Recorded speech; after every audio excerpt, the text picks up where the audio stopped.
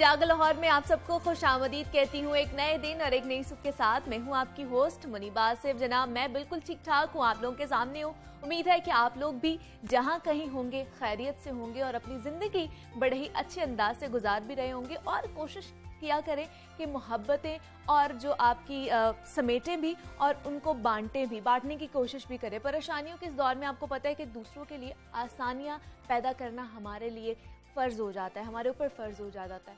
पहले कहा जाता था कि हकीकी ज़िंदगी में नफ़रतों की वजह से लोग सोशल मीडिया पर दोस्तों को फ़रोग दे रहे हैं, लेकिन सोशल मीडिया पर भी हज़ारों की तादाद में दोस्त और मदार रखने वाले हकीकी ज़िंदगी में चंद मुखलिस दोस्तों से भी महरूम होते हैं। लेकिन अब हम देख रहे हैं कि लोगों ने सोशल मीडिया पर भी लड़ना झगड़ना शुरू कर दिया है।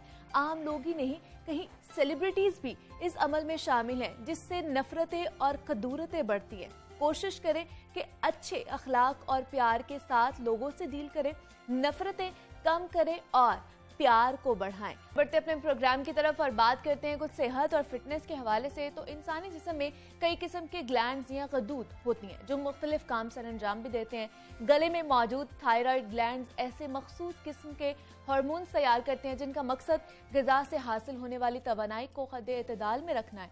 इसकी कमी या ज़्यादती से हमारा जिस्म मुख्तलिफ बीमारियों का शिकार भी हो जाता है। एक तहकीक के मुताबिक आपको बताती चलूं कि मर्दों की निस्बत खवातीन में थायराइड से मुतालिक ज्यादा बीमारियां पाई जाती है।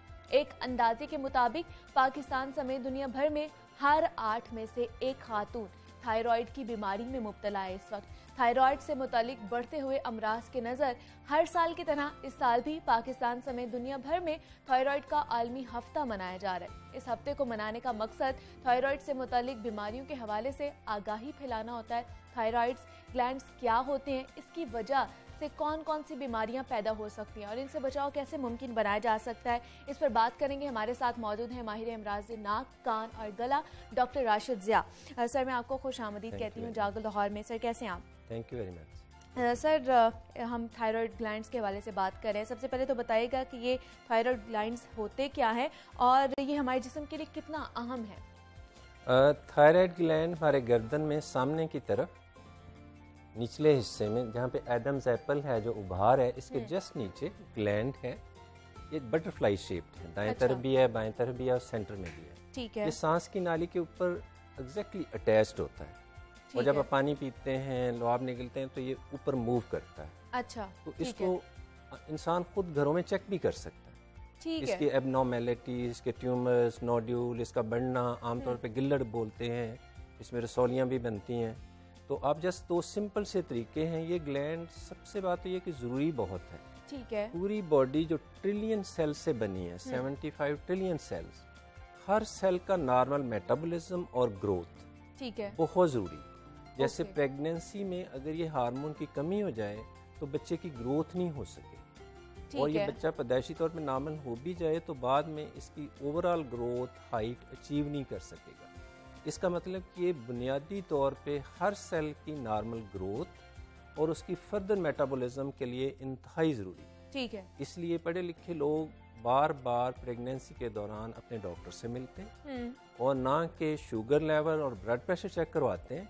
ये हार्मोन जिसको T3, T4 या थायरोक्सिन हार्मोन कहते हैं, ये चेक करवाते रहते। अच्छा, ठीक और है। ये सिंपल सा test within no time बता देता है कि आप नॉर्मल हैं, कमी का शिकार हैं या ज्यादती का शिकार। ठीक है। अगर कमी का शिकार होगा तो आमतौर पे फर्टिलिटी के मसले आ जाएंगे। अच्छा। पैदाइशी आमतौर पे ख्वातीन इनफर्टिलिटी के मसले में, जहाँ पे औलाद नहीं हो सकती, बच्चा नहीं हो रहा काफी देर से, कॉम्प्लिकेशंस इन मसाइल में आ जाएंगे। ठीक है। इनके जानने का बड़ा सिंपल सा तरीका है। ये नॉर्मल मेटाबॉलिज्म डेवलपमेंट के लिए क्योंकि इंतहाई ज़रूरी है।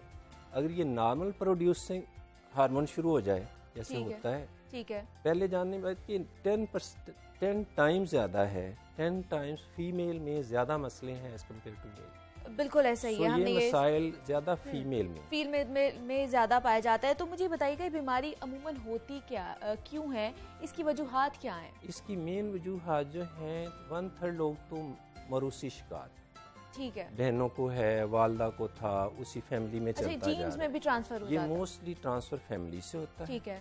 लेकिन वास्ट मेजॉरिटी 60-70% लोग वो आते हैं जिनमें पहले नहीं था, बाद में पैदा हुआ। आयोडीन की कमी है, डाइट का बैलेंस ना होना है, अच्छा, सी फूड का ना होना है, पोल्ट्री, ये जितने भी हमारे है दूध के प्रोडक्ट्स कम लेने से। आयोडीन हमारे ग़िज़ा में नॉर्मल होनी बहुत ज़रूरी है। अच्छा, उसके बाद सेलेनियम है, ठीक है, और जितनी भी सी फूड है इसमें अबेंडेंट है। नेचुरल एग्स में, जिसको देसी अंडा कहते हैं, सरप्लस है। दूध और दूध की जितने भी दही, इन चीज़ों में काफ़ी है। ठीक है, जो लोग भी इन चीज़ों का इस्तेमाल प्रॉपर करते हैं और नट्स वगैरह लेते हैं जिसमें सेलेनियम काफ़ी होती है, selenium helps iodine in full action. तो इसका मतलब ये हुआ कि हमारी ग़िज़ा अगर नेचुरल है, बैलेंस है, हम सी फूड पे ज़्यादा तवज्जो देते हैं, दूध प्रोडक्ट्स पे ज़्यादा फोकस्ड हैं, आम तौर पे कमी नहीं होती। लेकिन कई दफ़े म्यूटेशन चेंज में किसी में भी आ जाता है, और इसको जानने का बड़ा सिंपल तरीका है। ठीक है, अगर एक बंदे का वेट यकदम कम हो रहा है, ठीक है, और वेट लूज हो रहा है, आंखें थोड़ी सी प्रोमिनेंट हो रही हैं, ठीक बात बात पर गुस्सा आ रहा है, एंजाइटी हो रही है, वो 24 घंटे झगड़ालू हो गया है, हाँ, ये तो सिम्टम्स हैं ये उसके। एग्जैक्टली सिम्टम है। हाथों में ट्रेमर आ गई है, ठीक है, और जब भी उससे पूछोगे कि दिल मुझे बहुत परेशान करता है, हर वक्त पैल्पिटेशन कहता है, अच्छा, दिल बहुत तेज चलता है, ठीक है, ये इसकी बुनियादी अलामत है। ठीक गर्मी उसको अभी शुरू भी नहीं हुई, गर्मी उसको और ज़्यादा लगेगी, हाथ हर वक्त वार्म है और स्वेटिंग हो रही है, ठीक है, ये उसके बड़े नोन फैक्ट्स हैं। इनकी बीमारियां बड़ी आम बंदा भी थोड़े से नॉलेज के साथ सीख लेता है कि अगर वज़न कम हो रहा है, बंदा परेशान रहता है, लड़ाई करता है, उसकी आंखें प्रोमिनेंट हो रही हैं, हाथ छोटी छोटी बात पे कांप रहे ठीक हैं, है, तो इसलिए ये वो लोग हैं जिनमें प्रोडक्शन ज़्यादा हो रही, हाइपरथायराइडिज्म अच्छा, बोलते हैं इसको। ठीक है, अब जस्ट एक हफ्ते की दवाई लेने से मरीज की सिम्टम बिल्कुल नॉर्मल हो जाता है, बंदा परेशान होना छोड़ देता है, वेट लूज ख़त्म हो जाता है, बंदा हैप्पी रहना शुरू करता है।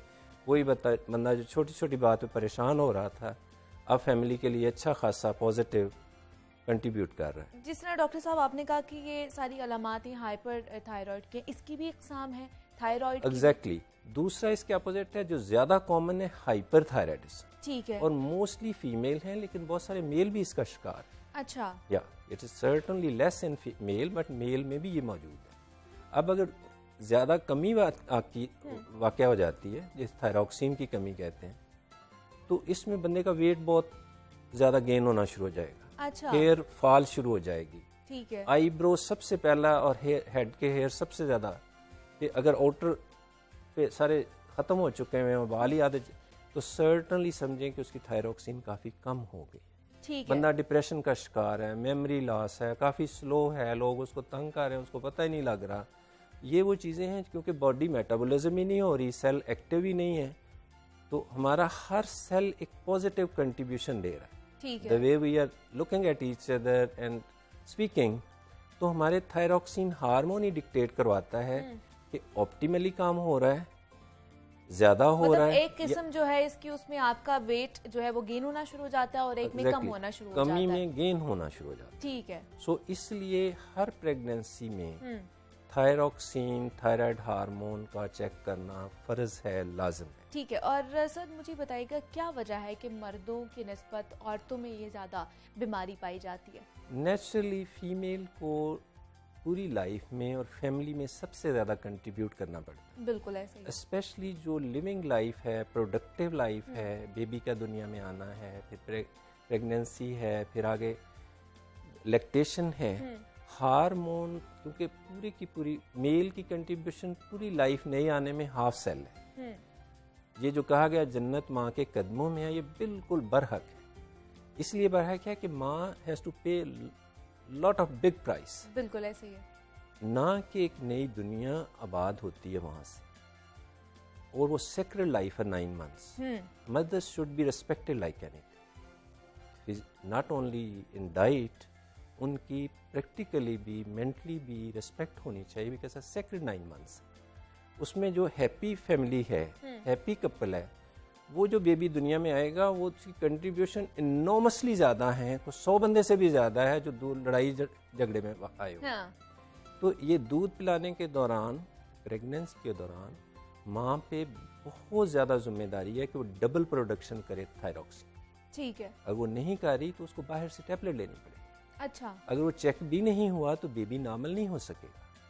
ठीक है, मतलब बच्चे में कॉम्प्लिकेशंस पैदा हो सकती है। बिल्कुल सही कहा गया कि प्रेगनेंसी के दौरान अपने गायनोकोलॉजिस्ट को बार बार मिलें और अपने हीमोग्लोबिन लेवल, अपना शुगर लेवल और थायरॉक्सिन ज़रूर चेक करवाएं। इससे एक बहुत खूबसूरत नॉर्मल लाइफ जन्म गुजारी जा सकती है। सर, थायराइड की ये जो बीमारी है ये अमूमन किस उम्र से शुरू होती है? ये किसी भी उम्र में हो सकती है? ये दो किस्म की बीमारियों का हमने जिक्र किया। एक है जिसमें हार्मोन की कमी या ज्यादती होती है, ठीक है। दूसरा है इसका बढ़ जाना। एग्जैक्टली। इसको नोड्यूल, ग्वाइटर, ट्यूमर्स भी कहते हैं। इसके बढ़ जाने को ग्वाइटर कह देते हैं। नॉर्मल साइज से अगर बढ़ गया, नॉर्मली हम गर्दन पे सामने की तरफ देखें, एडम्स एप्पल से नीचे, तो हमें कोई प्रोमिनेंस नहीं नजर आना चाहिए। बिल्कुल ऐसे ही है। दो सिंपल से टेस्ट हैं जिसमें हर फैमिली अच्छे तरीके से चेक कर सकती है कि इस बच्चे को, इस माँ को, इस ग्रैंड मदर का थायराइड नॉर्मल है कि नहीं, एट द साइज कॉस्ट। ठीक है। आप जस्ट सामने लुकिंग ग्लास के सामने खड़े हों, थोड़ा सा नेक ऊपर करें, चिन को, और एडम्स एप्पल से नीचे देखें इस एरिया। ठीक है। और पानी का घूंट लें या सिंपल सलाइवा नीचे निकले या मुंह में कोई चीज स्वालो कर रहे हैं आप, यहाँ पे कोई चीज अगर नजर नहीं आ रही, सिमेट्री है, गर्दन बिल्कुल सुकड़ी हुई, normal, it is very normal. ठीक है, यहाँ पे आपको थायराइड ग्लैंड का मसला बिल्कुल नहीं। अगर प्रोमिनेंस नजर आ रहा और एक साइड पे है, अच्छा, तो ये तो बहुत डेंजरस है। और अगर रैपिडली बढ़ रहा है तो और डेंजरस है। ठीक है। और अगर शक है तो हर माह के पे आप कॉलर ये साइज का अपने मेजर करना शुरू कर। सिंपल टेप लें और 2 इंच ऊपर रूट ऑफ नेक से हर महीने मेजर कर लें कि इतनी मेरी कॉलर साइज है। अच्छा। अगर वो बिल्कुल स्टेशनरी है, वहीं का वहीं है, स्टैंड स्टिल है, तो ये बिल्कुल नॉर्मल है, इसमें कोई फिक्र की बात नहीं। अगर ये रैपिडली बढ़ रहा है तो इमीडिएटली आप अपने डॉक्टर के पास जाएं। एक MBBS डॉक्टर भी बहुत अच्छे तरीके से गाइड कर सकता है। ठीक है। एक स्पेशलिस्ट तो आपको, ये वाहिद डिजीजेज है थायराइड जिसके बारे में मैम कि हर डॉक्टर को और हर खित्ते में, अफ्रीका, एशिया, अमेरिका में इलाज ऑलमोस्ट सेम हो रहा है, क्योंकि नॉलेज इज हाईली एक्सप्लोर्ड। हमने अपनी दुनिया में अवेयरनेस बढ़ानी कि जो आबादी 70-80% देहातों में भी है, उनको भी पता हो कि गले के सामने कोई चीज़ प्रोमिनेंट है तो ये नॉर्मल नहीं है। और ये और ये हमारे जैसे ब्रेस्ट है, प्रोस्टेट है, लंग्स हैं, ये तीसरी चौथी कॉमन जगह जहाँ पे कैंसर बहुत कॉमन है। और ये 99.9% ऑलमोस्ट फुल्ली ट्रीटेबल है, टोटली कंट्रोलेबल है। इसका इलाज 100% मुमकिन है। इसलिए हमें ज़्यादा से ज़्यादा अवेयरनेस बढ़ानी है ताकि अर्ली डिटेक्शन हो जाए। अर्ली डिटेक्शन ही इसका बेहतरीन इलाज है। थायराइड ग्लैंड जो है ये एक पूरी बॉडी में ब्लेसिंग है, और ये ब्लेसिंग पूरी बॉडी को कंट्रोल कर रहा है। और हमारे दिमाग के नीचे एक पिट्यूटरी ग्लैंड है जो इसको कंट्रोल करता है, और पूरी बॉडी के हार्मोन को, इसको पिट्यूटरी ग्लैंड कहते हैं, और थायराइड स्टिमुलेटिंग हार्मोन प्रोड्यूस करता है। हम ये बार बार अर्ज करते हैं कि एक छोटे बच्चे में भी चेक कराया जाए, जब वो स्कूल जाने से पहले, प्रेगनेंसी के दौरान ज़रूर चेक करवाया जाए, और लाइफ में ऑन एंड ऑफ थोड़ा सा भी बंदा एबनॉर्मल जा रहा है, रिस्पॉन्सेस में, एंजाइटी में है, डिप्रेशन में है, परफॉर्मेंस में है, तो हमारी दुनिया में जिस तरह डायबिटीज बहुत कॉमन है, बिल्कुल ऐसे ही है, इसलिए HbA1c 4 माह की शुगर करानी है। एग्जैक्टली। इसी तरह TSH या थायरॉक्सिन लेवल जरूर चेक करवाया जाए। कितने महीने बाद या कितनी देर बाद इसका टेस्ट जो है वो करा लेना चाहिए हमें? मेल में मेरे ख्याल में चंद साल बाद भी करा लें तो ठीक है। बंदा राउंड द क्लॉक स्माइलिंग है, प्रोडक्टिव है, not gaining weight, not losing weight, उसको कराने की जरूरत नहीं है। ठीक है। फीमेल में तो जरूरी है कि 14-15 साल की एज पे करवाया जाए। अच्छा। और गला थोड़ा सा भी छोटी बच्ची का प्रोमिनेंट हो रहा है, जिसको प्यूबर्टी ग्वाइटर कहते हैं, करा लेना डेफिनेट कराना है। ठीक है सर, फिर हम इससे बच कैसे सकते हैं? बीमारी इतनी ज्यादा फैल चुकी है, तो क्या एहतियाती तदाबीर हमें अपनानी चाहिए? ये बीमारी शायद इंसानों के साथ रहेगी। अच्छा। एक दुनिया के कुछ ममालिक हैं जहाँ पे 10 में से 1 बंदे को है, हमारी दुनिया में 10 में से 2-3 लोगों को है। अब इससे बचने के बहुत अच्छा क्वेश्चन ये है कि हम कैसे रोक सकते हैं। इसमें 50% लोग हैं जो अवॉइड कर सकते हैं, वो इस तरीके से, और आने वाली दुनिया में बिल्कुल ही हम अवॉइड कर सकते हैं चीज़ों को। एक तो डाइट को बैलेंस किया जाए, इसमें बेसिक चीज़ें, बुनियादी चीज़ें, आयोडाइज साल्ट लिया जाए।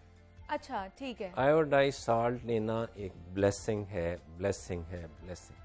ठीक है। नंबर 2, उसके ऊपर हमने जितने भी डेयरी प्रोडक्ट्स हैं, दूध की बनी चीज़ें हैं, ये बच्चों पे, माओं के लिए लेना ऑलमोस्ट फ़र्ज है। ये ज़रूरी है, इसको वाजिब ना समझा जाए। जो कौमें दूध ज़्यादा पीती हैं वो ना कि उनके बोन स्ट्रॉन्ग होता है, विटामिन डी स्ट्रॉन्ग होता है। Ultimately government has put lot of efforts कि अडल्ट्रेशन ख़त्म हो। जितनी नेचुरल चीज़ें, एग, दूध की बनी चीज़ें, नट्स आपके किचन में होंगी, उतनी ही नॉर्मल लाइफ गुजरेगी। ठीक है। अस्पतालों पे, डॉक्टरों पे, मेडिकल स्टोरों पे पैसे लगाने से बेहतर है अपनी डाइट कि ठीक आप है, अपने फलों पे और दूध पे फोकस कर लें। और उससे के साथ ज़रूरी है कि वेट गेन ना होने दिया जाए। अच्छा। वेट गेन चंद लोगों में देखें डाइट मिल नहीं रही है, और शहरों में अच्छे खासी स्ट्रेंथ है जो वेट गेन कर रहे हैं। बिल्कुल ऐसे वेट गेन से ही कितनी ज्यादा बीमारियां जो है बढ़ती जा रही हैं। कि ये प्रॉब्लम होते हैं थायराइड के, diabetes, blood pressure, heart diseases, ये अल्टीमेटली स्ट्रोक जिसे कहते हैं, एक साइड का फालज हो जाता है।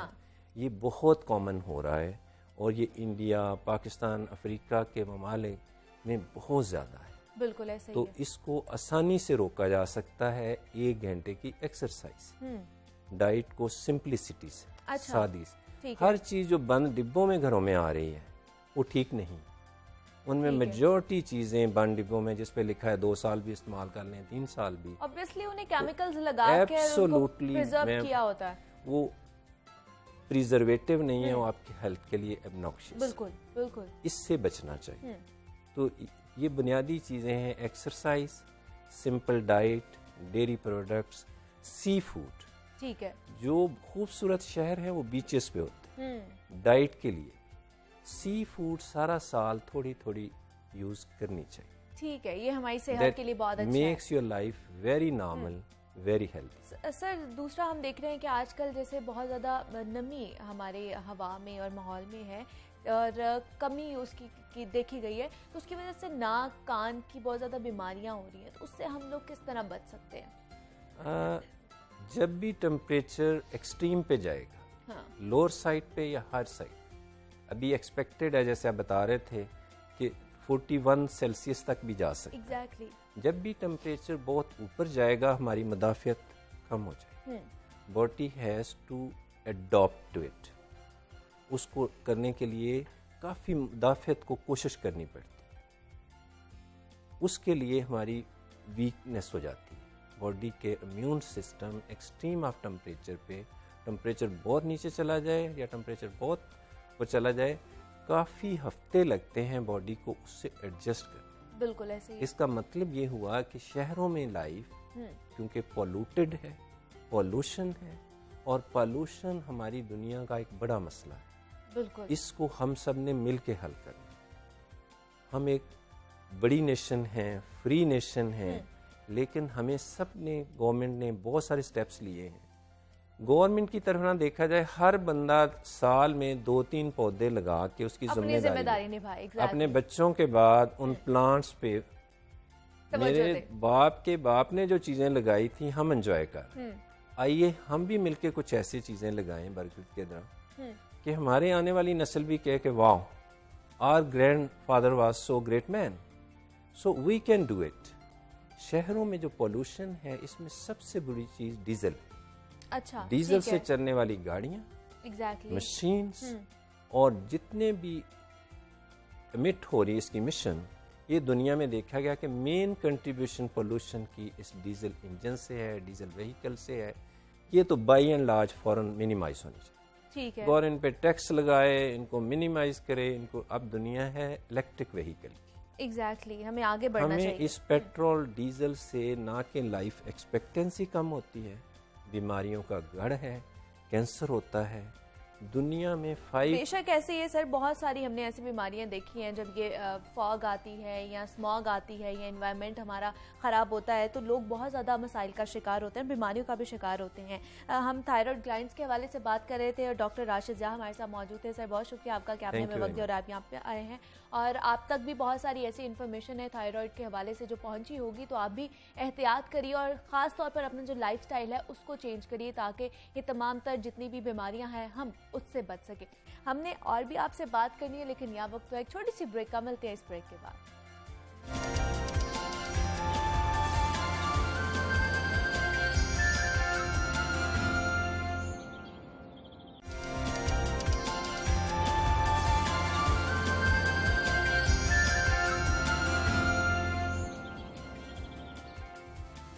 वेलकम बैक टू जागो लाहौर। अब कुछ बात करते हैं सोने शहर लाहौर के हवाले से, जहां गाड़ी मालिकान की मुश्किलात में इजाफा होता जा रहा है। महकमा excise, taxation and narcotics control Punjab में गाड़ियों और मोटरसाइकिलों की कंप्यूटराइज्ड नंबर प्लेट्स और स्मार्ट रजिस्ट्रेशन कार्ड्स का बहरान हल नहीं हो सका है। पैसे वसूल करने के बावजूद 28 लाख से जायद गाड़ियों की नंबर प्लेट्स और 6.5 लाख रजिस्ट्रेशन कार्ड्स फराहम नहीं किए जा सके, जिससे शहरियों को शदीद मुश्किलात और परेशानी का भी सामना करना पड़ रहा है। कानून के मुताबिक महकमा एक्साइज की फराहम करदा कंप्यूटराइज्ड नंबर प्लेट्स की बजाय खुद साख्ता नंबर प्लेट लगाना जुर्म है। Police, traffic wardens, dolphin force और नाकों पर तैनात अहलकार महकमा एक्साइज की नंबर प्लेट्स न होने और गैर कानूनी नंबर प्लेट लगाने वाली गाड़ियों, मोटरसाइकिलों और दीगर व्हीकल्स के खिलाफ कार्रवाइयां और मालिकान को परेशान भी करते हैं। रीडेबल कंप्यूटराइज्ड नंबर प्लेट्स ना होने से ई चालानिंग का निज़ाम भी ना सिर्फ मुतासिर हो रहा है बल्कि अपनी अफादियत भी खो रहा है। नंबर प्लेट्स और स्मार्ट कार्ड्स सारिफिन को क्यों मुहैया नहीं किए जा रहे, इस पर बात करेंगे। हमारे साथ मौजूद हैं एडिशनल डायरेक्टर जनरल महकमा excise, taxation and narcotics control Punjab हैं रिजवान अकरम शेरवानी साहब, और उनके साथ मौजूद है नुमाइंदा लाहौर न्यूज़ राहिल अली। सर मैं आपको खुश आमदीद कहती हूँ जागो लाहौर में से, कैसे हैं आप? जी बिल्कुल ठीक ठाक। राहिल अली आपको भी मैं खुश आमदीद कहती हूँ। सर सबसे पहले तो आपसे बात करना चाहूँगी, हमने देखा है कि लाहौर में यूनिवर्सल जो नंबर थे वो मुतारिफ करवा दिए गए हैं, लेकिन उनके मालिकान को कंप्यूटराइज नंबर प्लेट्स अभी तक मुहैया नहीं की गई हैं। तो ये आखिर मसला कहाँ पर आ रहा है और ये मसला तवील से तवील क्यों होता जा रहा है, हल क्यों नहीं हो रहा है? एक तो ये कि मैं आपको अपडेट दे दूं कि नंबर प्लेट्स पिछले तकरीबन 2 महीने से हमने देनी शुरू कर दी हैं। अच्छा ठीक है। ये थोड़ा सा प्रॉब्लम है कि नंबर प्लेट्स जितनी हमारे पास बैकलॉग, जैसे आपने बताया बहुत सारा, उस बैकलॉग के साथ साथ जो अभी गाड़ियाँ करंटली रजिस्टर हो रही हैं उन दोनों को मिला के हमने टोटल डिमांड को जो है वो पूरा करना है। और ऑब्वियसली ये जो आपने नंबर बताया, इतना बड़ा नंबर जो है इसको देने के लिए हमें एक सीक्वेंसिंग करनी पड़ेगी, और सीक्वेंसिंग में जो गाड़ियाँ अभी रजिस्ट्रेशन हो रही हैं उनको भी पहले नंबर प्लेट्स देनी है, और उसके अलावा जो बैकलॉग है उसको भी हमने क्लियर करना है। ठीक है। तो एक्साइज एंड टैक्सेशन डिपार्टमेंट जो है इसमें डिले इस वजह से भी आया है कुछ, तो हम इससे पहले जितनी भी नंबर प्लेट्स हम दे रहे थे इंपोर्ट कर रहे थे, ये पहली दफ़ा होने जा रहा है कि नंबर प्लेट्स की ये जो टेक्नोलॉजी है पाकिस्तान में इंपोर्ट होगी है। अच्छा। लोकल प्रोडक्शन होगी और ये हमेशा के लिए मसला ख़त्म होगा, ये कभी दोबारा नंबर प्लेट का मसला नहीं होगा क्योंकि हम लोकल प्रोडक्शन पे जा रहे हैं। लेकिन अभी कब तक ख़त्म हो जाएगा या हल हो जाएगा ये मसला, क्योंकि बहुत देर का है, अभी का नहीं है सर? जी नंबर प्लेट्स तो हम दे रहे हैं, लेकिन ये कि जो आपने आपका गालिबन सवाल ये है कि जो इतनी पीछे पेंडेंसी पड़ी हुई है ये कब क्लियर होगी। तो ये तकरीबन हमने 1 साल का टाइम है, 1 साल के अंदर, क्योंकि 28 लाख नंबर प्लेट जो है वो एक गाइगेंटिक टास्क है और हम 28 लाख नंबर प्लेट 1 साल के अंदर अंदर इंशाल्लाह क्लियर कर देंगे। ठीक है राहिल, उन्होंने तो एस्टिमेटेड टाइम दे दिया है, लेकिन हम देख रहे हैं आप भी ये बीट करते हैं और लोगों से आप मिलते भी हैं, और उनका ये मसला अभी का नहीं है, बहुत पुराना है। तो हल हो जाएगा मसला, आपको लगता है? देखिए इस वक्त तो मौजूदा जो सूरत हाल है उसमें तो ये लगता है कि मसला हल हो जाएगा। अच्छा। लेकिन बहुत एफर्ट्स हैं महकमा एक्साइज की, 2 साल से तो ये बिल्कुल ही ऐसे लग रहा था कि जैसे ये मसला जो है वो लंबा हो गया। लेकिन एफर्ट करने के बाद अब ये हुआ कि एक कंपनी जो पाकिस्तानी कंपनी उसको ये ठेका तो दिया गया कि वो नंबर प्लेट्स जो है वो लगाएंगे, इधर ही बनाएंगे और आवाम को फराहम करेंगे। इससे ये होगा कि आपको जो ब्लैक मेलिंग होती थी कंपनीज की और ये माल नहीं आ रहा, रुक गया है, उसकी वजह से आपकी जान छूट जाएगी। लेकिन एक प्रॉब्लम ये है कि डेडलाइन तो महकमा एक्साइज की जानिब से दी जाती है, 29 मार्च की डेडलाइन दी गई कि हम जो है वो शुरू कर देंगे। नंबर प्लेट्स का सिलसिला शुरू किया गया, लेकिन वो महदूद पैमाने पर तो है, अभी बहुत लंबा डेडलॉग है जिस तरह शेरवानी साहब ने बताया, और उसको मीट करने के लिए बहुत टाइम चाहिए, और वो उसी वक्त पूरा होगा कि अगर वो मुसलसल जो प्रोडक्शन का अमल है वो जारी रहे, मुतासिर ना हो। कोरोना की वजह से खाम माल जो है वो बैरून मुल्क से आते हैं इस नंबर प्लेट का, वो भी मुतासिर हुआ। लेकिन महकमे को ये पॉलिसी बनानी चाहिए थी, 2 साल से बल्कि 3 साल हो गए इस गवर्नमेंट को आए, चौथा बजट अब इन्होंने पेश करना है, और उस वक्त से ये मसला चला आ रहा है, और 4 साल किसी भी मसले को हल करने के लिए बहुत ज्यादा होते हैं। एग्जैक्टली। तो इसमें एफर्ट्स बहुत किए महकमे एक्साइज ने, और इस मसले को हल करने के लिए आखिरकार काफ़ी हद तक ये मसला तो हल हो गया, लेकिन मसला आवाम का उसी वक्त हल होगा जब उनके घरों में नंबर प्लेट्स पहुंच जाएंगे। आवाम ने तो पैसे दे दिए, वो डबल पैसे दे रहे हैं। एक तो महकमा एक्साइज को दे रहे हैं अपने नंबर प्लेट्स के लिए सरकारी, दूसरा जब वो बाहर से बनाते हैं तो 1000, 1500, 2000 तब उन्हें पे करने पड़ते हैं, यानी कि वो डबल पेमेंट जो है ना वो कर रहे हैं। ठीक है। तो आवाम का तो मुतालबा ये है कि जल्द से जल्द नंबर प्लेट मिले, ताकि जिन्होंने 40-40 लाख की गाड़ियां ली में वो चाहते हैं कि उनकी नई नंबर प्लेट लगे। बाजार से जो नंबर प्लेट जो है वो इस्तेमाल की जाती है या बनवाई जाती है उसका वो म्यार नहीं होता। उसकी वजह से आपको जिस तरह भी बात हुई है कि प्रॉब्लम ये है कि ई चलान वालों को भी प्रॉब्लम का सामना करना पड़ा है, ट्रैफिक वाले तंग करते हैं, लेकिन महकमा एक्साइज की कोशिश तो जारी है और उम्मीद है कि मसला हल हो जाएगा। लेकिन वही बात है कि अगर प्रोडक्शन का सिलसिला जारी रहता है तो फिर उम्मीद है कि जो डेडलाइन शेरवानी साहब ने दी है 1 साल के अंदर ये 28 लाख का मीट कर जाए। और अगर फिर प्रॉब्लम आती है खाम माल में और फिर किसी वजह से प्रोडक्शन रुकती है तो शायद फिर मसला लंबा चला जाए। बिल्कुल ऐसे ही। और सर जिस तरह हम बता भी रहे थे कि जब लोग जाते हैं बाहर तो गैर नमूना नंबर प्लेट्स लगाई होती हैं, तो जो वार्डन्स है वो भी मसला करते हैं कि आपकी नंबर प्लेट नहीं है, तो फिर लोगों में ये मसला तो हल नहीं होगा ना, लोग तो फिर परेशान ही रहेंगे और अजियत का शिकार ही रहेंगे फिर इसी तरह। देखिए परेशानी तो है, इसमें कोई शक नहीं है, लेकिन ये कि कुछ चीज़ें ऐसी होती हैं जो अनफोर्सीन है। जैसे राहील साहब ने कहा कि जी एक्साइज एंड टैक्सेशन डिपार्टमेंट ने इसके ऊपर प्लानिंग नहीं की, लेकिन आपको पता है जो पिछला 1-1.5 साल कोविड का सिचुएशन रही है उसके अंदर तमाम प्लानिंग जो है वो इररेलेवेंट हो गई। अच्छा। क्योंकि जो मैंने आज जैसे आपसे अर्ज किया कि इससे पहले नंबर प्लेट्स हम इंपोर्ट कर रहे थे, जब इंपोर्ट कर रहे थे तो इसका मतलब ये है कि दुनिया में जहाँ जहाँ से इसका खाम माल आना था वहाँ भी इसका हिकअप्स आए हैं और इसकी प्रोडक्शन के अंदर जो है वो तसलसल नहीं रहा। तो जब इस चीज़ को देखते हुए कि अगर बार बार इस तरह की सिचुएशन कल को कोई हो जाए जिसके अंदर हमें सप्लाई लाइन जो है हमारी इंटरप्ट हो जाती है, तो हम इसको लोकल प्रोडक्शन के लिए, ये छोटी टेक्नोलॉजी नहीं है नंबर प्लेट्स की, दुनिया के सिर्फ चंद मुल्कों के पास ये टेक्नोलॉजी है जिसमें नंबर प्लेट्स जो है रिट्रो रिफ्लेक्टिव नंबर प्लेट, यानी वो रात को जो चमकती है नंबर प्लेट, ये बनाना जो है वो लोकल लेवल के ऊपर मुश्किल है, नामुमकिन है। तो अब चूँकि इसकी टेक्नोलॉजी इंपोर्ट हो गई है, इसलिए मैं बड़े वसूख के साथ कह सकता हूँ कि फ्यूचर के अंदर ये नंबर प्लेट्स का जो मसला हल हो जाएगा। हमेशा से हमारी प्रोडक्शन कैपेसिटी इतनी है कि जितनी हमारी डिमांड है उससे तकरीबन 5-6 गुना ज़्यादा है, तो इसलिए ये प्रॉब्लम नहीं होगा, बल्कि हो सकता है हम दूसरे सूबों को भी दे बना के। अच्छा। जो है ना नंबर प्लेट का कंप्यूटराइज का, ये शेरवानी साहब को जाते हैं, मुंसिपल भी नहीं कहता नंबर प्लेट्स कंप्यूटराइज का। ठीक है। और ये नहीं कि इधर बैठे हुए हैं चंद अफसर हैं महकमा एक्साइज के जो बड़ी जिद्दत लेकर आए हैं महकमा एक्साइज में, तो एक्साइज में मामला तो काफ़ी हद तक बेहतर हो रहे हैं, लेकिन कुछ परेशानी जो जिससे डायरेक्ट आवाम का ताल्लुक है वो मुतासिर होते हैं। जिससे पहले स्मार्ट कार्ड का बहुत ज़्यादा Exactly, हाँ। और अभी भी थोड़ा बहुत रहता है, लेकिन क्योंकि नंबर प्लेट्स आपकी लोग रजिस्ट्रेशन करवा रहे होते हैं, पीछे भी बैकलॉग हो जाता है, खाम माल नहीं आ रहा होता, तो इसलिए थोड़ा सा परेशानी का सामना तो आवाम को है।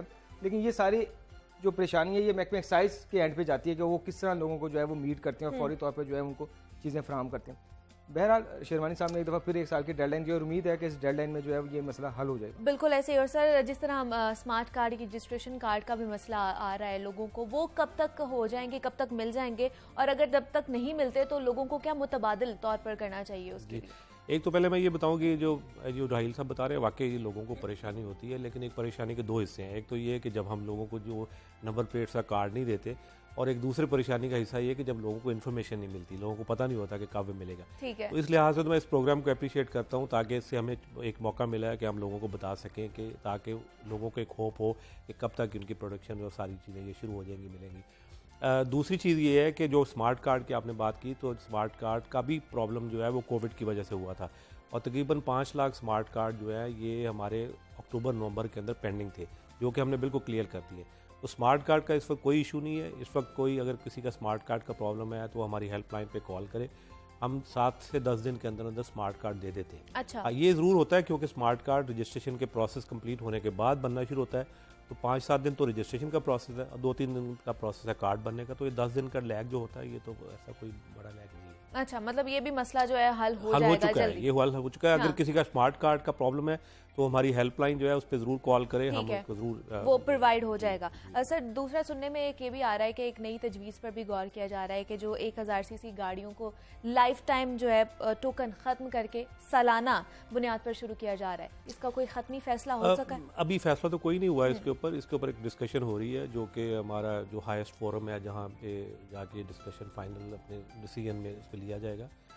ये है कि जो हमारा लाइफ टाइम टोकन है, कुछ लोग ये समझते हैं कि गाड़ी जो है उनके पास 2 साल या 3 साल के लिए रहनी है, लेकिन उन्होंने अगले 15 साल का टैक्स वो क्यों दे।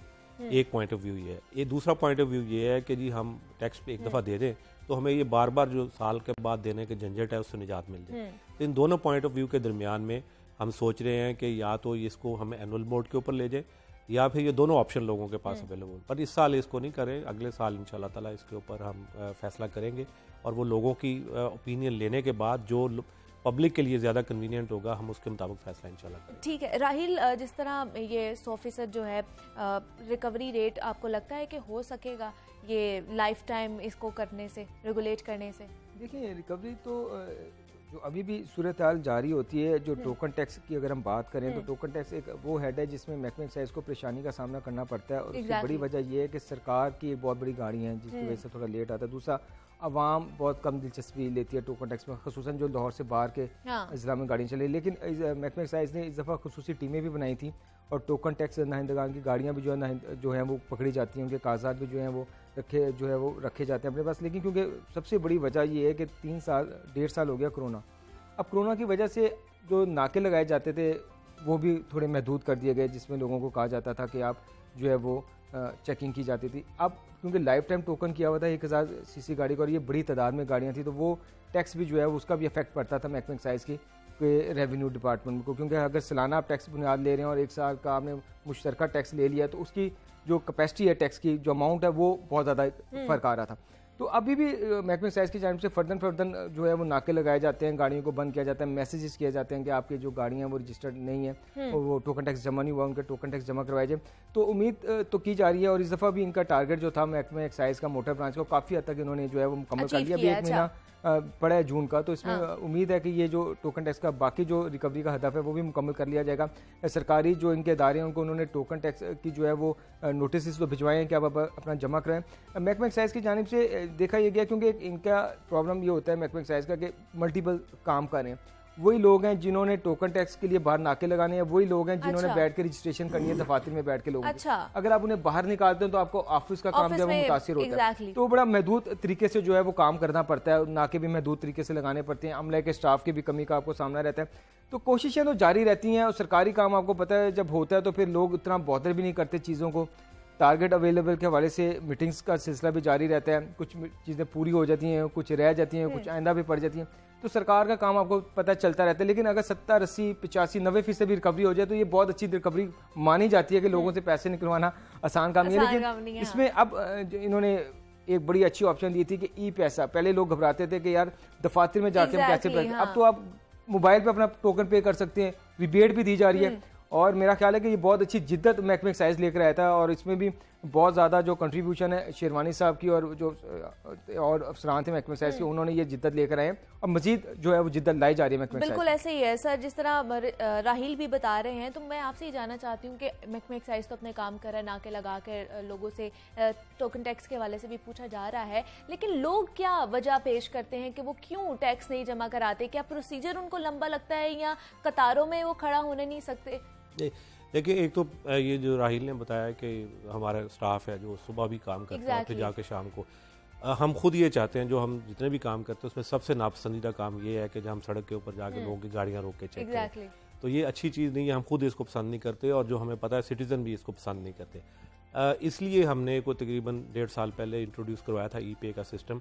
और ई पे के सिस्टम के ऊपर इस साल तक हमारी जो है वो 5 अरब से ज़्यादा की पेमेंट हो चुकी है, जो कि किसी भी प्रोविंशियल डिपार्टमेंट की सबसे ज़्यादा ऑनलाइन पेमेंट है। अच्छा, अब इसके ऊपर भी हम काफ़ी लोगों को अवेयरनेस दे चुके हैं, अखबारों के ज़रिए भी, सोशल मीडिया के थ्रू भी, कि आप ऑनलाइन पेमेंट करें ताकि आपको ये आसानी हो सके पे करने की, टैक्स की, प्रॉपर्टी टैक्स की, मोटर व्हीकल टैक्स की और दूसरे एक्साइज एंड टैक्सेशन के जो टैक्सेस हैं ये आप ऑनलाइन पे कर सकते हैं। तो जो आपने सवाल किया कि क्या रीज़न है लोग नहीं पे करते, एक रीज़न जो है ये सबसे बड़ी ये थी कन्वीनियंस की, कि लोगों के लिए ऑब्वियसली 1000 रुपये पे करने के लिए उनको सारा दिन बर्बाद हो जाता था किसी जगह पे लाइन पे जाके पे करने, और दूसरा लोग भूल जाते हैं। अच्छा। तो भूलने का जो हमने हाल ये रखा है कि लोगों को मैसेज किया करें कि हम साल के आगाज़ पे टैक्स मैसेज, तो हम इस साल से ये करने जा रहे हैं कि लोगों को टैक्स मैसेज किया करेंगे ताकि उनको याद आ जाए कि उनका टैक्स पे होने वाला है, तो वो अपने टाइम पे ऑनलाइन पे कर दें। ठीक है। और सर, जिस तरह आपने भी बताया कि वही लोग हैं जो वहाँ पर जाके अपनी ड्यूटी सर अंजाम देते हैं, ऑफिस में भी ड्यूटी सर अंजाम देते हैं, तो सर काम तो लग रहा है बहुत ज़्यादा है, स्टाफ कम है, तो क्या स्टाफ को बढ़ाने की कोई तजवीज़ नहीं ज़ेर गौर? नहीं, स्टाफ मेरा ख्याल कम नहीं होता। ये कि हम उनको इस तरह से स्टाफ की ड्यूटी इस तरह से करना है, या अपने चीज़ें जो हैं जो कि जिसके अंदर फिजिकल इन्वॉल्वमेंट ज़्यादा है उसको हम टेक्नोलॉजी पे ले जाएं, ये सोल्यूशन है उसका। ये सोल्यूशन नहीं है कि हम स्टाफ को बढ़ाते जाएं। हमारी पूरी कोशिश होती है कि लोगों का इंटरेक्शन स्टाफ के साथ कम से कम हो। तो जिस जगह के ऊपर स्टाफ काम कर रहा है उस जगह पे अगर टेक्नोलॉजी आ जाए तो वो लोगों को सही सोल्यूशन है। जैसे आप देखें ना, टैक्स पे करने के लिए जब दफ्तर में जाते हैं तो लोगों को एक बहुत बड़ा बिहेवियर का भी इशू होता है कि जी हम चले जाएं, इंतज़ार किया और उसके बाद जिस बंदे से हमने टैक्स पे करने के लिए गए उसका मूड ही अच्छा नहीं था, उसके साथ हमें कोई खुशगवार वो नहीं हमारा एक्सपीरियंस हुआ।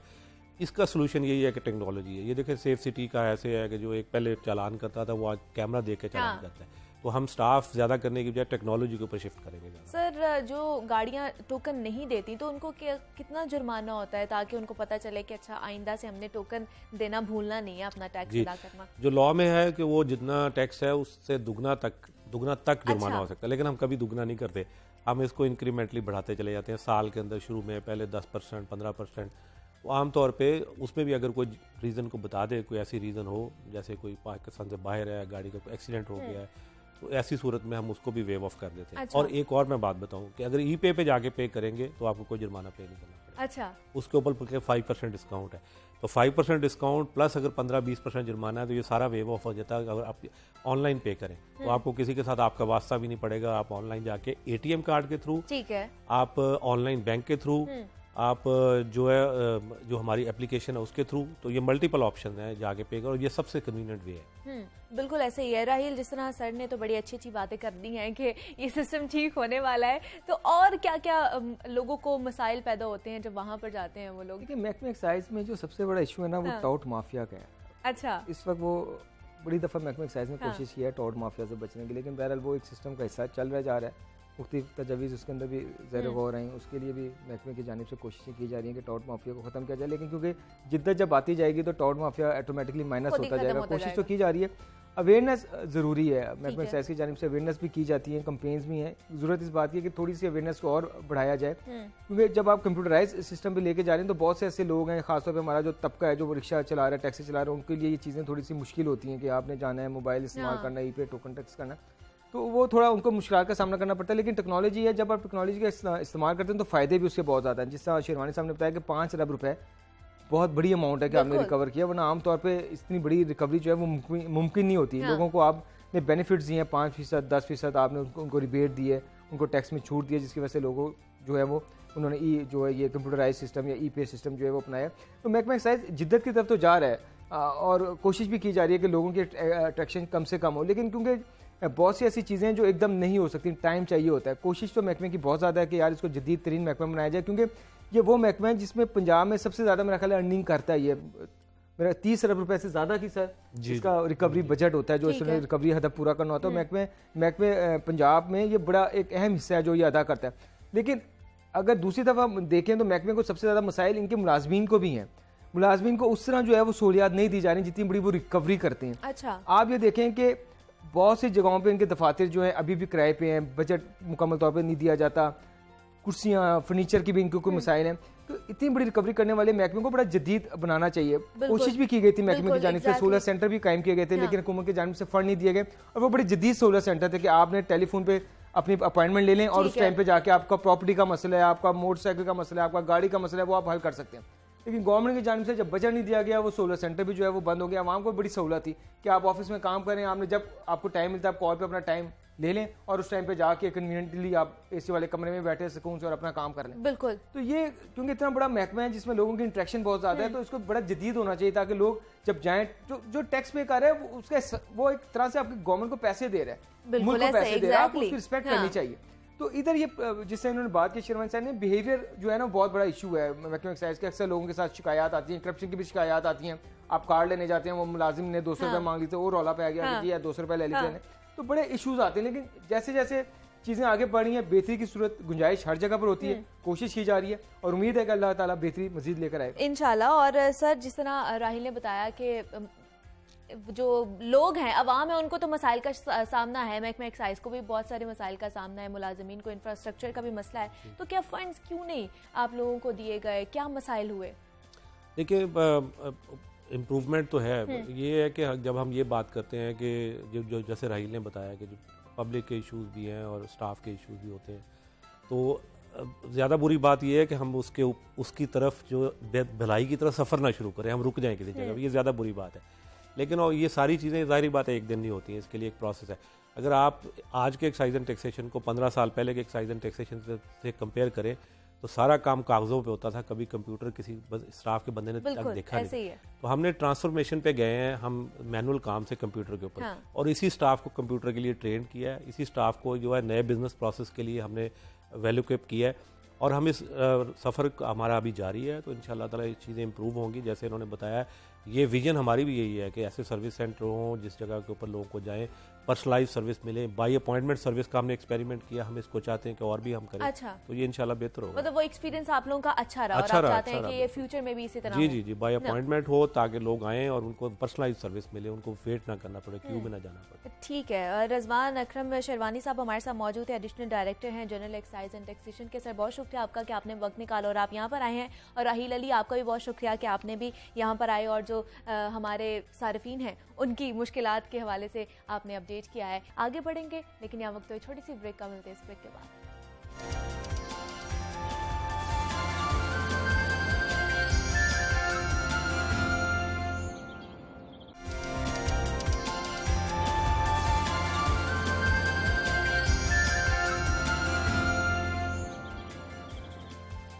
वेलकम बैक टू जागो लाहौर। ब्रेक पर जाने से पहले बात हो रही थी सोने शहर लाहौर और लाहौरियों को दरपेश मसाइल के हवाले से। तो एक और इंतहाई अहम मसला है जो सर उठाने लगा है, वो शहर की सर्विलेंस का है। सेफ सिटी अथॉरिटी की तरफ से शहर में लगाए गए अरबों रुपए के कैमरे काम करना छोड़ने लगे। शहर की अहम शाहराहों पर लगाए गए 8000 कैमरों में से 3000 के करीब कैमरे खराब हो चुके हैं। कैमरों की मुरम्मत ना होने की वजह से शहर की मॉनिटरिंग करने का अमल खटाई में पड़ने लगा है। कैमरे खराब होने की वजह से शहर में होने वाली वारदातों के बाद मुतादिद मकामात की वीडियोस ना मिलने की वजह से जराइम पेशा अफराद को पकड़ने के लिए पुलिस को भी मुश्किलात का सामना है, जबकि गैर मुल्की कंपनी से मुआहिदे के बावजूद भी गैर मुल्की कंपनी ने कैमरे ठीक करने पर काम शुरू नहीं किया। इस हवाले से सेफ सिटी की जानिब से क्यों लापरवाही बढ़ती जा रही है, ये कैमरे क्यों ठीक नहीं करवाए जा रहे, इस पर बात करते हैं। हमारे साथ मौजूद हैं DIG मोहम्मद कामरान खान साहब, COO हैं सेफ सिटी अथॉरिटी के। सर मैं आपको खुश आमदीद कहती हूँ जागो लाहौर में, कैसे हैं आप? जी शुक्रिया, खैरियत से।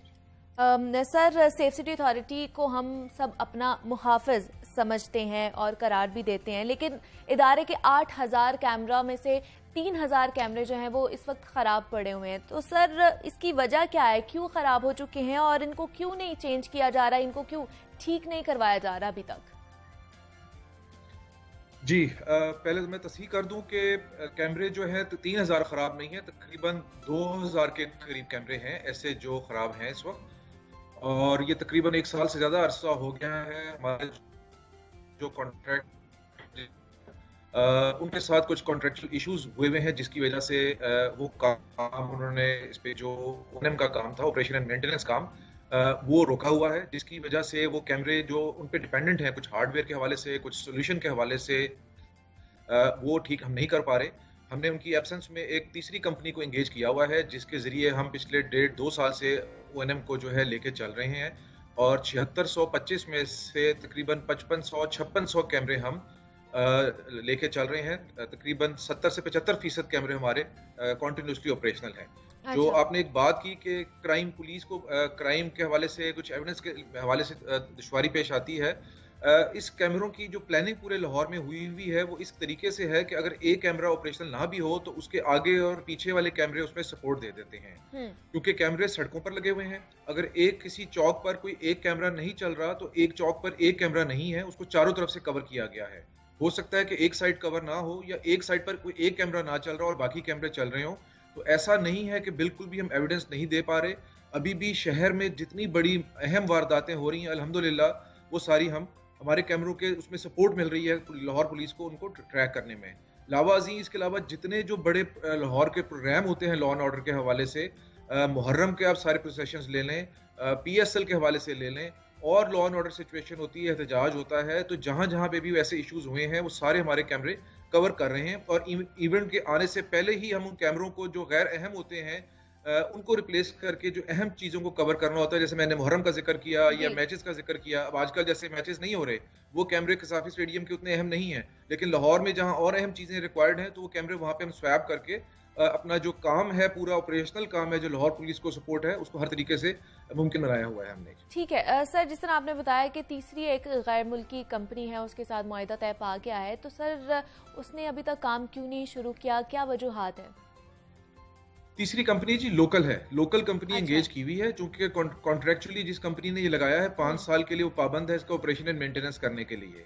लेकिन ऑपरेशन एंड मेंटेनेंस शुरू होते ही कुछ कॉन्ट्रेक्चुअल इश्यूज आ गए थे, जिसमें बड़ी वजह डॉलर रेट की वेरिएशन थी। डॉलर जब ये कॉन्ट्रैक्ट हुआ था तकरीबन 104 पे लॉक हुआ था उनके साथ डॉलर रेट जो है, बाद में डॉलर 160 से ऊपर चला गया, तो कंपनी का मुतालबा था कि उसको नए रेट के मुताबिक पैसे दिए जाएं, जिसके ऊपर कॉन्ट्रेक्चुअल इशू बन गए और अब वो तकरीबन मामला हल हो चुके हैं और अब गवर्नमेंट के पास अप्रूवल के लिए गए हुए। जैसी अप्रूवल मिलती है वो कंपनी जिसने प्रोजेक्ट लगाया था इंशाल्लाह वापस आ जाएगी जल्दी और ये 100% कमरे बहाल हो जाएंगे। सर एक तरह से देखा जा रहा है कि हमारा जो आधा या आधे से ज्यादा जो शहर है वो सेफ सिटी की आंखों से ओझल है, तो इस मसले को जल्द से जल्द हल करने के लिए आप लोग क्या इकदाम कर रहे हैं? जी मैं फिर तस्दीक कर दूं, ऐसा नहीं है कि आधा या आधे से ज्यादा शहर, मैंने आपको बताया कि ये मुमकिन है कि एक चौक पे किसी एक साइड का कैमरा ना देख रहा हो, बाकी 3 साइडें देख रही हो या 2 साइडें ना देख रही हो या इवन कोई एक साइड भी जरूर देख रही हो। हमने ऐसा अरेंजमेंट की हुई है कि ऐसा नहीं है कि कोई पॉइंट जहां पे कैमरों की कवरेज थी वो टोटल डार्क हो जाए या ब्लैंक हो जाए, ऐसा बिल्कुल नहीं है। तो जहां जहां हमारे कैमरे लगे हुए थे वहां पे हम कवरेज ले रहे हैं, लेकिन बाज़ औक़ात जब आपका 100% सिस्टम चल भी रहा हो तो टेक्निकल रीजंस की वजह से 5 से 7% कैमरे डेली बेसिस पे डाउन होते हैं, जिसपे 24 घंटे हमारी टीमें शहर में मूव करती हैं और उनको साथ साथ ठीक करती रहती हैं। इसमें एक बड़ी प्रॉब्लम ये भी आती है, जो पावर आउटेजेस हैं, जो बिजली की लोड शेडिंग है, वो क्योंकि पावर डिपेंडेंट है ये सारा सिस्टम, तो जब बिजली बहुत देर के लिए 6-6 घंटे 8-8 घंटे जब कभी जाती है तो उसकी वजह से भी, ऑल्दो हमारे पास बैकअप सिस्टम भी है, बैटरीज भी हैं, जनरेटर्स भी हैं, लेकिन शहर में कहाँ पे किस वक्त कितनी देर के लिए बिजली चली जाएगी उसके लिए जनरेटर्स को कॉन्टिन्यूसली टीमें हैं जो मूव कर रही होती हैं। ठीक है, तो वो सिस्टम एक कॉन्टिन्यूस एक चल रहा होता है जी। और सर एक रुख ये है कि बहुत से शहरियों को आप लोगों से मसाइल हैं, और एक रुख हम जानना चाह रहे हैं आप लोगों का कि आप लोगों को शहरियों से क्या शिकवे हैं, ये शिकायत हैं, क्या मसाइल पैदा होते हैं जब लोग आपसे ताउन नहीं करते या करते हैं लोग आप लोगों से ताउन? नहीं जी, 2 हमें बड़ी प्रॉब्लम्स शहरियों की तरफ से आ रही हैं। एक तो हमारा जो 15 का सिस्टम है उसमें इमरजेंसी कॉल्स आती हैं। 15 का नंबर ही इमरजेंसी के लिए है। हमारे पास लाहौर में तकरीबन 9 से 10 हज़ार कॉल्स डेली बेसिस पे आ रही हैं इमरजेंसी 15 पे, और पूरे पंजाब का भी 35 अजला का भी सिस्टम कॉल्स यहीं पे लैंड करती हैं 15 की, वो 60 से 70 हज़ार तकरीबन डेली कॉल आती हैं। तो टोटली 70 से 80 हज़ार कॉल हम डेली हैंडल यहाँ पे कर रहे हैं। इसमें से आप सुन के हैरान होंगे कि ये कोई 80% के करीब कॉलें ऐसी हैं जो जिनका कोई इमरजेंसी से ताल्लुक नहीं है, इररिलेवेंट कॉल्स हैं, कोई गपशप करने के लिए कुछ बोलते नहीं है, बच्चों को मोबाइल हाथ में पकड़ा दिए जाते हैं क्योंकि टोल फ्री नंबर है, कोई कॉल होती नहीं है, बच्चों को खेलने के लिए मोबाइल दे दिया जाता है, या कुछ मेंटल हेल्थ के इश्यूज हैं उनकी तरफ से। लेकिन जो हमने इसके एनालिसिस किए हैं उसमें ज्यादातर ये बच्चों के हवाले कर दिया जाता है। बड़े भी बेताशा ऐसे गपशप के मूड में खासतौर पे रात के टाइम पे गप करने के लिए फोन पे इसका इस्तेमाल करते हैं। तो मेरी अपील है शहरियों से अपने और पूरे जो लिसनर्स हैं हमारे उनसे कि खुदारा ये इमरजेंसी नंबर है, इसको सिर्फ इमरजेंसी की सूरत में आपने कॉल करना है। जब आपको पुलिस की, ट्रैफिक पुलिस की, एम्बुलेंस की या फायर ब्रिगेड की जरूरत है तब आप इस नंबर पे कॉल करें। इसका नतीजा ये निकलता है जब इतनी इररिलेवेंट कॉल्स आ जाती हैं तो जो रेलेवेंट कॉल्स होती हैं जिनको वाकई इमरजेंसी होती है वो क्यू में लग जाती हैं। नतीजा ये निकलता है कि उनकी कॉल को अटेंड करने में टाइम लग जाता है और पब्लिक फिर नाराज होती है कि हमारी कॉल अटेंड नहीं की जा रही है। उनको ये नहीं पता कि क्यू में उनकी आगे 100-200 हज़ार कॉल ऐसी लगी हुई है कि जो इररिलेवेंट है, जिसका कोई इमरजेंसी से ताल्लुक नहीं है। एक तो ये मेरी अपील है। दूसरा, ट्रैफिक के ई चलान के हवाले से एक तो हमें उसमें अपील यही है लोगों से कि जी इसको फॉलो करें और कोशिश करें कि चलान को पे करें। इससे जो डेटरेंस क्रिएट हुई है शहर में, उसमें जो 1122 का डाटा कहता है कि 1 साल के अंदर ही 43% जानलेवा हादसात में लाहौर में कमी आई इस सिस्टम के इंट्रोड्यूस होने से। इसमें ट्रैफिक पुलिस हमारे साथ शामिल है, उनका बहुत सारा रोल भी है।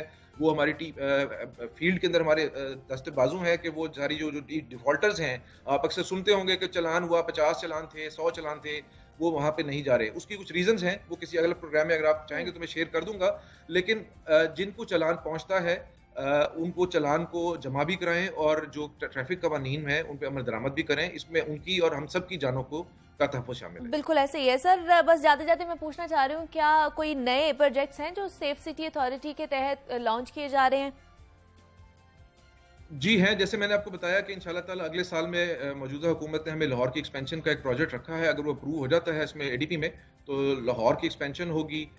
इलावा ननकाना शहर का प्रोजेक्ट हुकूमत ने रखा हुआ है। ननकाना शहर को इस दफ़ा इंशाल्लाह सेफ सिटी के इदारे कार के अंदर हम लेके आ रहे हैं। इसके अलावा लाहौर के अंदर काफ़ी सारी इनोवेशंस हम कर रहे हैं। इसमें हमारे बहुत सारी एजुकेशनल इंस्टीट्यूशंस के साथ जहाँ पे रिसर्च होती है, हमारे पास चूँकि इंफ्रास्ट्रक्चर अवेलेबल है, हार्डवेयर भी है, सॉल्यूशंस भी हैं, तो हमने यूईटी के साथ, लाहौर यूनिवर्सिटी के साथ, लम्स के साथ, हमारे सारों के साथ ही हमारे एमओयू साइन हुए में हैं और वो हमारे डाटा के ऊपर और हमारे इसको सिस्टम के ऊपर काम कर रहे हैं, रिसर्च एंड डेवलपमेंट कर रहे हैं और इसको हम सेफ सिटी से स्मार्ट सिटी की तरफ ले जाने की कोशिश कर रहे हैं इस R&D के जरिए। लोकल सॉल्यूशंस डेवलप कर रहे हैं यहाँ पे। ठीक है सर, बहुत शुक्रिया। डीआईजी कामरान खान साहब हमारे साथ मौजूद थे, चीफ ऑपरेटिंग ऑफिसर हैं सेफ सिटी अथॉरिटी के। सर बहुत शुक्रिया आपका कि आपने हमें वक्त दिया और आप यहाँ पर हैं। और उनके बारे में उनका भी यही कहना था कि जनाब नए प्रोजेक्ट्स लाए जा रहे हैं और जो कैमराज हैं उनको भी जल्दी बहाल कर दिया जाएगा और उनको ठीक करके आगे नए प्रोजेक्ट्स लेकर आएंगे। मुझे आपने इजाज़त देनी है, कल आपसे दोबारा मुलाकात होगी अच्छे अच्छे टॉपिक्स के साथ। लेकिन जाते जाते आपने क्लासिकल पाकिस्तानी गाना है इकबाल बानो का गमे दिल को, ये ज़रूर सुनिएगा। अल्लाह हाफ़िज़।